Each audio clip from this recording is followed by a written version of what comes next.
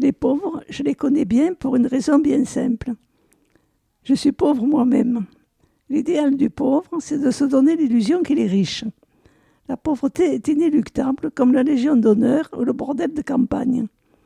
Lorsque le pauvre devient révolutionnaire, exemple Jacques-René Hébert, 1757-1794, il est arrêté et condamné à mort. Aujourd'hui, ils sont condamnés et emprisonnés à vie. Je suis immoral, ce n'est pas chez moi une vocation. Je laisse la morale à ceux qui en ont les moyens. L'urne est transparente, elle est adaptée aux cons. Elle satisfait le besoin démocratique, comme les cabinets d'aisance qui sont là pour recevoir nos excréments. Le vote, c'est l'illusion d'exister, d'y être pour quelque chose. Bien entendu, le vote ne sert à rien. S'il était utile, cela se saurait depuis longtemps. La preuve, aux dernières élections présidentielles, les gens ont voté pour un gouvernement socialiste. Et ce gouvernement applique un programme de droite et véhicule des idées très proches de l'extrême droite. Les baisers, comptez-vous.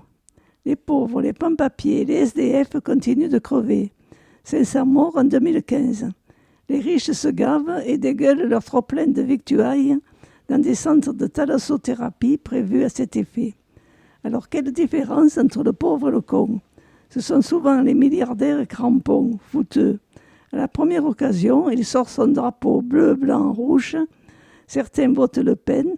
Le lundi, il reprend son boulot d'esclave et ensuite il crève. Ce sont les riches qui meurent. Pour les riches, c'est l'organisation fiscale. À Macron est demi. Quant à Nadine Morano, elle compare les femmes voilées à des nazis.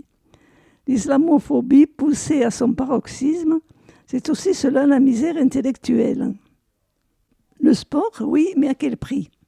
Pour les Jeux olympiques au Brésil, les autorités ont expulsé 67 000 personnes de leur habitation.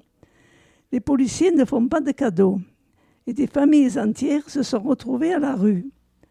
Nos champions cautionnent cette horreur à l'heure de de l'épo. C'est à croire qu'ils ont une bite à la place du cerveau. Et je baise mes mots.